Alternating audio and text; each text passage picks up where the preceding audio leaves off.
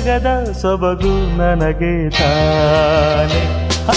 ನನ್ನ ಹಾಡು ನನ್ನದು, ನನ್ನ ರಾಗ ನನ್ನದು, ನನ್ನ ತಾಳ ನನ್ನದು, ನನ್ನ ಆಸೆ ನನ್ನದು.